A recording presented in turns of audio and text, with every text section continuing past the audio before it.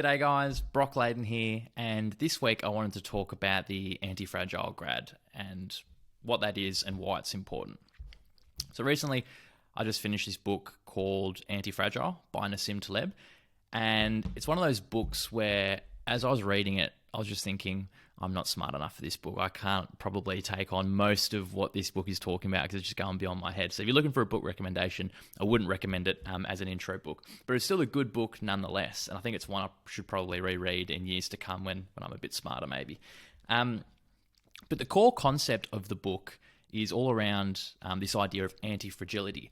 And what Nassim Taleb talks about is that everyone understands what fragile means, right?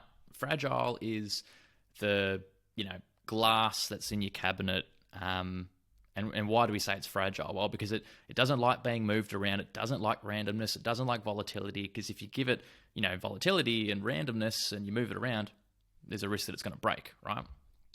But when you ask people what the opposite of fragility is, what most people will describe is robustness. So they'll say, what is robustness? Well, robustness is kind of something that just doesn't break in that circumstance, right? Something which is a bit stronger and it doesn't break. Nassim Taleb's point is that he doesn't believe that is the opposite of fragile. He believes the opposite of fragile is what he creatively calls anti-fragile. But what he actually means by anti-fragile is something which doesn't just not break under volatility, randomness, pressure, chaos, all those sorts of things. Doesn't just not break, but actually get stronger as a result of them up to a certain point, right? You have too much of those things and eventually the thing will break, but up until that point, it actually grows and comes back better. So an example of this would be, think of you're trying to grow big biceps or something like that, right? Or any muscle. How do you grow the bicep? Well, you grow the bicep by using it repeatedly, putting it under pressure, putting it under stress, keep doing bicep curls, and then what happens? The body naturally has an anti-fragile response. It heals the muscle and actually heals it a little bit stronger as well as an evolutionary mechanism. Same thing, like I've broken both my wrists, right? Same thing happens with bones. What's the old cliche? Break a bone, it grows back stronger. It's an anti-fragile response. Now, when I finished the book, I was trying to reflect on like how I'd seen it play out like in my own career. When I was a graduate, when I was a con, when I was a senior con, like how would this idea of anti-fragility have helped me? Like what does it mean in that context?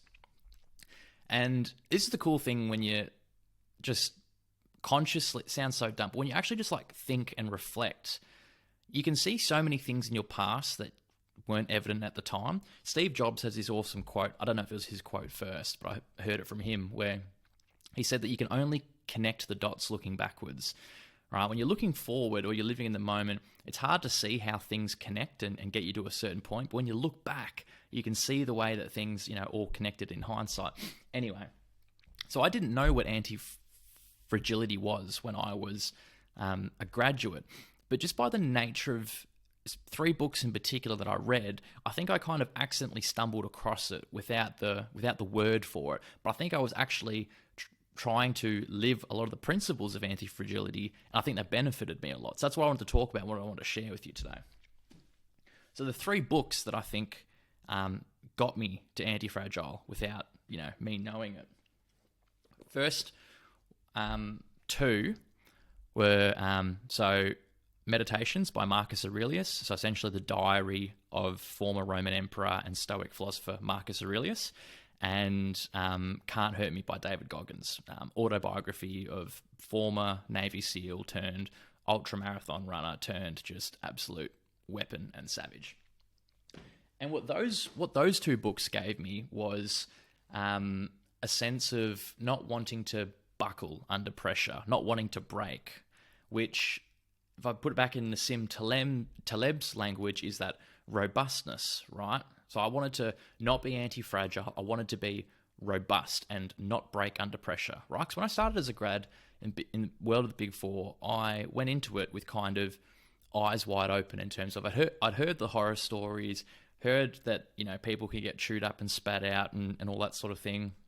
And I really wanted to not be that person, right? I wanted to survive and, whatever else.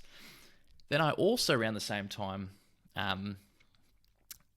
picked up this book, The Breakthrough Experience by Dr. John Demartini, and I went to a few of his courses or workshops or whatever you want to call them. Learnt a bit from him. One of the main things that I learnt from Dr. John Demartini, one of his core kind of beliefs or principles, is the idea around seeing both sides of an event. So when we label something as good or positive, it's because we see more upside than downside to that event. On the inverse, when we label something negative or we label something bad, it's because we see more negative than positive, attributed to it. One of Dr. John Demartini's core principles is that those are the result of lopsided perceptions. And when you label an event as bad, it's not because it is inherently bad, but it's because you can't see, you're unconscious of the upside to it. What people talk about as a silver lining. What's the other side to it? And so this idea obsessed me when I was a grad, to be honest. And the way that I kind of thought about it the most was that when challenging things happened at work, my instinct, and again, I was thinking about this so much that it's like I reprogrammed my brain. Every time something bad happened at work, I instantly went to, all right, so what's the positive out of this? What's the good out of this? So when there'd be challenges at work, like on the project I was on or outside of that project, my first instinct was like, all right, what's good about this? What's good about this? And the main thing that I came back to was I thought about, I was very driven in terms of what I wanted to achieve. I wanted to get promoted, wanted to prove myself, all those sorts of things. And the way that I thought about it was that if my role was very easy, I think I mentioned this in one of the earlier videos, if my role was very easy, then every other grad would be able to do it. But the harder and harder that my role got, because of, factors outside my control, could have been anything. Could have been, I don't know, all this extra work gets dumped on my plate. I have a difficult stakeholder, whatever it is, right? Every time something like that happened, the bar for how hard my role got higher. And the way that I thought about it was that as the bar got higher, the number of grads who would be able to rise and meet that bar and perform the role that I'm performing decreases, right? When the role is this difficult, everybody can make that jump. Everybody can jump over that bar, no matter whether they are the best graduate ever or the worst graduate ever. There's no differentiation there.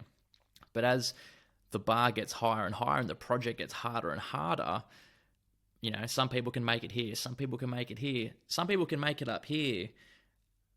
But if you can just make it here, then there's no real difference anyway, right? And so that was the way that I thought about it. Every time there was something shit that happened, I thought, you beauty, another chance to prove myself. I want to try and keep raising the bar and keep, not just surviving, but thriving, right?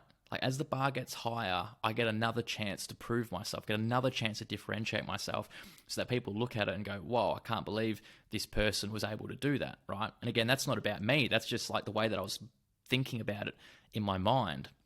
And what that way of thinking was actually this anti-fragility that Nassim Taleb was talking about, right? Like I said, the first two books that I mentioned, they taught me about not breaking. The third book, The Breakthrough Experience, taught me about trying to thrive in those circumstances.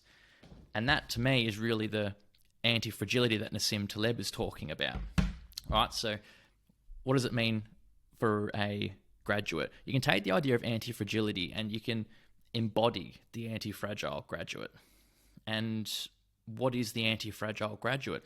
Well, the anti-fragile graduate would be the graduate who doesn't buckle under pressure, under stress, whatever it is. Doesn't buckle under external circumstances. Somebody asks you for this or you have to give this presentation. They don't buckle under the external circumstances. And that would make you robust. But the anti-fragile graduate goes the next step and they actually thrive under that. And the way that you can thrive I'm sure there's a whole bunch of different ways. Speaking from personal experience, like the way that I thrived was I thought about it as a mechanism to differentiate myself. And so every time something came at me, I was like, awesome. I might not have said awesome straight away, but shortly afterwards, I would have thought, awesome, another chance to differentiate myself. Again, something that's anti-fragile doesn't just survive, it grows. It gets an advantage out of the volatility, out of the chaos and all that sort of thing. So if you want to be an anti-fragile grad, the way you do it is by not just surviving, but by actually thriving on the chaos of the environment around you. And that could be because you see that other people aren't going to be able to, meet the same level, and that gives you a chance to differentiate yourself. It could be the fact that when challenges get thrown at you, they force you to adapt and grow and develop your skill set and make you a more valuable, employee down the line, whether at your current firm or somewhere else. Because, think about it, when you're hiring somebody, do you want to hire somebody who has just had a bunch of easy stuff and they've managed to do it? Or do you want to hire the person who's got all the battle scars, who had to go through these trials and tribulations and came out the other side, right? You can see the picture that I'm painting here. You're actually gaining strength from the chaos, from the volatility, from the craziness, from the randomness. And, Nassim Taleb didn't write his book about consultants. He actually doesn't like consultants, but I'll forgive him for that. But I think there is a lot of the lessons, or a lot of the principles that he talks about that can be easily applied to graduates in Big Four consulting. So that was all I wanted to talk about, embodying the anti-fragile graduate. I'm lucky that I think I kind of stumbled across it. But yeah, I think there's some really good stuff that you can take away and apply.